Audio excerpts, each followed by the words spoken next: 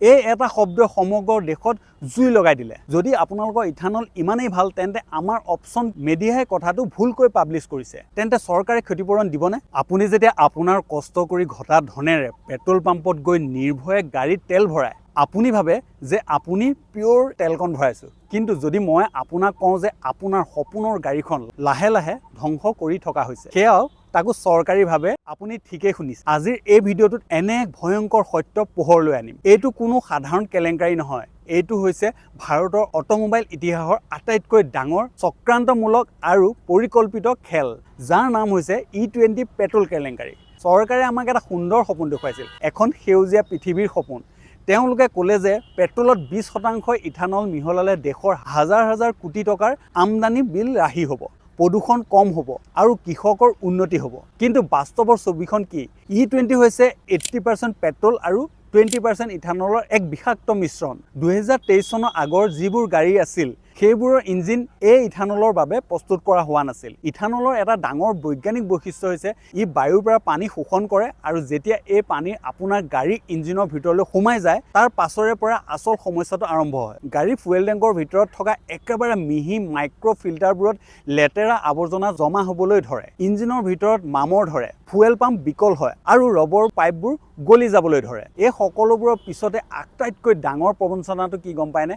গাড়ীৰ মাইলেজ 10ৰ পৰা 30% কমি গৈছে। চৰকাৰী পেট্ৰল পাম্প কোম্পানী ভাৰত পেট্ৰলিয়ামৰ বিশেষজ্ঞই এই কথা স্বীকাৰ কৰিছে যে গাড়ীৰ মাইলেজ প্ৰায় 30% কমি গৈছে। যিখন গাড়ীয়ে আগতে পাৰ লিটাৰ 17 কিলোমিটাৰ মাইলেজ দিছিলে, এতিয়া সেই গাড়ীখনে 11 কিলোমিটাৰো যাব নোৱাৰে। জনসাধাৰণে 100 টকা দি পেট্ৰল কিনিছে, কিন্তু আচলতে তেওঁলোকে পাইছে মাত্ৰ 70 টকাৰ মূল্যৰ শক্তি। বাকী টকা ক'লৈ গ'ল?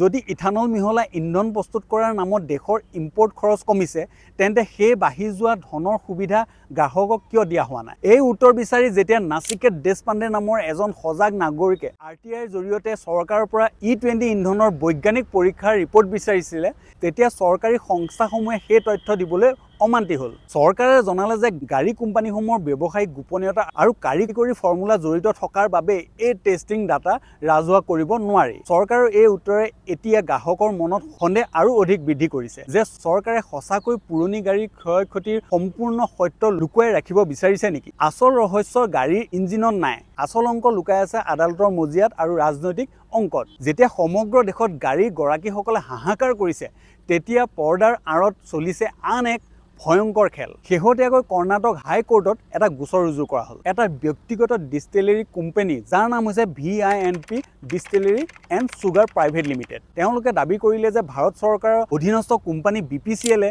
তেওঁলোকৰ পৰা মাত্ৰ 3.9 কোটি লিটাৰ ইথানল কিনিছে, কিন্তু তেওঁলোকৰ প্ৰডাকশ্যন কেপাচিটি হৈছে 9.9 কোটি লিটাৰ আৰু তেওঁলোকে আৰু বেছি ইথানল বিক্ৰী কৰিব বিচাৰে।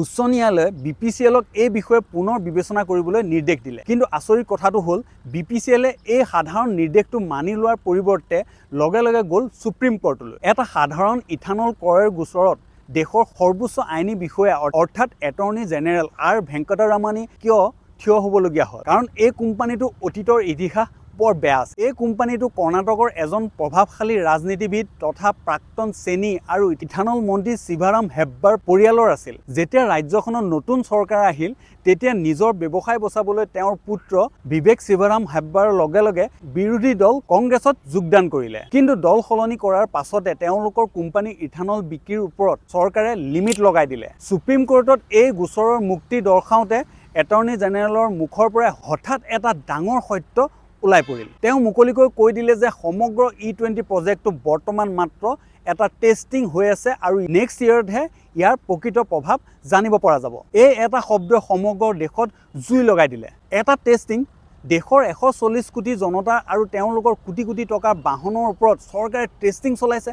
যদি মানুহৰ গাড়ী বেয়া হৈছে, তেন্তে চৰকাৰে ক্ষতিপূৰণ দিবনে? পিছদিনাখন অৱশ্যে চৰকাৰে এটা প্ৰেছ কনফাৰেন্সৰ জৰিয়তে তেওঁলোকে দাবী কৰিলে যে এটৰ্নী জেনেৰেলে তেনেকৈ কোৱা নাছিলে, মিডিয়াই কথাটো ভুলকৈ পাব্লিছ কৰিছে আৰু ই কোনো টেষ্টিং নহয়, বৰঞ্চ পূৰ্বৰ পৰাই চলি অহা এক নীতিহে। কিন্তু যি সত্য পোহৰলৈ আহিব লগা আছিল সেয়া ইতিমধ্যে আহি পৰিছিল আৰু যিটো পৰিৱেশ ৰক্ষাৰ দোহাই দি এই সকলোবোৰ কৰা হৈছে, তাৰ আচল সত্যটো কি জানেনে? ইথানল বনোৱা হয় কুঁহিয়াৰ মাকৈ আৰু ভঙা চাউলৰ পৰা, আৰু কুঁহিয়াৰ খেতিত প্ৰয়োজন হয় প্ৰচুৰ পৰিমাণৰ পানী। মাত্ৰ 1 লিটাৰ ইথানল তৈয়াৰ কৰিবলৈ হাজাৰ হাজাৰ লিটাৰ মাটিৰ তলৰ পানী নষ্ট কৰা হয়। পৰিৱেশবিদসকলে সকীয়াই দিছে যে ইন্ধনৰ বাবে খেতি মাটি ব্যৱহাৰ কৰিলে ভৱিষ্যতে দেশত ভয়ংকৰ খাদ্য সংকট আৰু পানীৰ নাটনি দেখা দিব। এক প্ৰকাৰৰ খেতিৰ বাবে মাটিৰ উৰ্বৰতা নোহোৱা হ'ব আৰু ৰাসায়নিক সাৰৰ প্ৰয়োগে নদীসমূহ বিষাক্ত কৰিব।